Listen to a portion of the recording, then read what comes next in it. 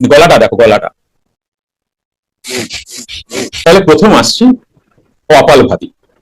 কপালভাতি আজকের দিনের মানুষরা যারা ইউনিভার্সিটিতে পড়াশোনা করেন তারা কপালভাতির সাথে আরেকটা জিনিস লাগিয়ে দিয়েছে, সেটা হচ্ছে প্রাণায়াম।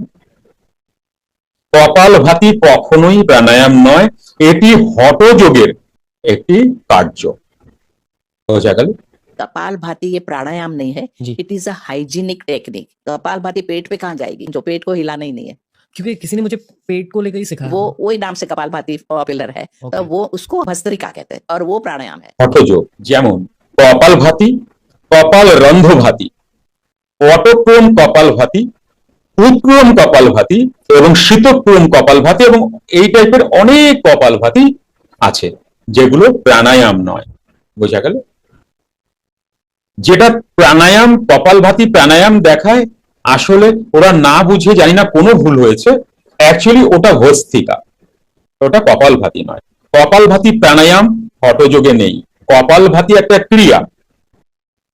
কপাল মানে হচ্ছে মস্তক, ভাতি মানে হচ্ছে উজ্জ্বল বা ক্লিন বা পরিষ্কার। বোঝা গেল?